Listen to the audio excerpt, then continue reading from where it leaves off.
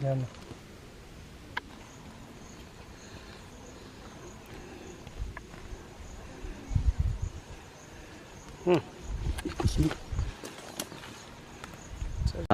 लय भारी लागते. कसं लागतं भाजी जरा चांगली सुकी भाजी काही पाऊस पडल्यावर निसर्गात अनेक नैसर्गिक रानभाज्या उगवत असतात. मात्र यावर्षी विदर्भात पावसाचं आगमन थोडं उशिरा झाल्यामुळं जे काही कुरणं आहेत थोडी उशिरा भरली.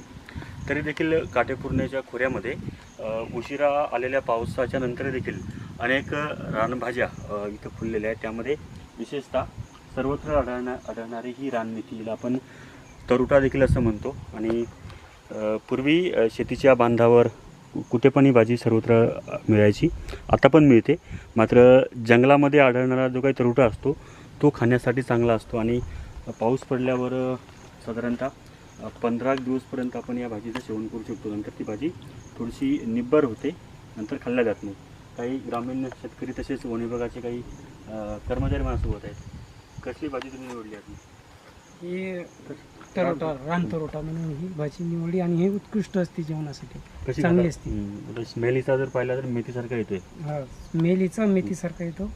ही खाण्यासाठी चांगली असते. दरवर्षी खाता का तुम्ही? दरवर्षी आम्ही या म्हणजे 15 दिवस आधी उगवल्यानंतर 15 दिवसाच्या आत खायला चांगली लागते. या भाजीचं विशेष म्हणजे ही पावसाळ्याच्या पहिल्या पावसाच्या नंतरचे 15 दिवस जर सोडले तर कधीच ही भाजी मिळत नाही. नंतर ही निब्बर झालेली असते.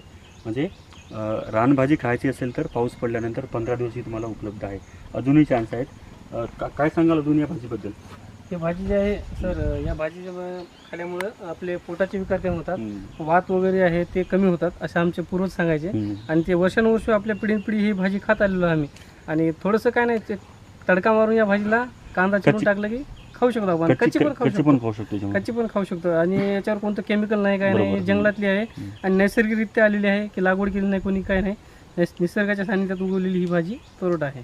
खाण्यासाठी पोषक आहे अतिशय. आणि ही भाजी आता ते त्यांचं जे काही दुपारचं जेवण आहे त्या जेवणासोबत कच्ची देखील ते खाऊ शकतात. आपल्या जरी भागात अशा भाज्या कुठे तुम्हाला आढळत असतील तर त्या नक्की तुम्ही आहारामध्ये त्याचं सेवन करा. कारण की मोसमामध्ये येणाऱ्या भाज्या आपण खाल्ल्या पाहिजे. त्या आपल्याला निरोगी ठेवतात. कारण की असे आपले जुने जाणते लोक हेच सांगतात. कारण की त्या काळात कुठलेही BP, शुगर असे काही आजार नव्हते. कारण की ते लोक हे नैसर्गिक भाज्या ते खात असायचे. थँक्यू.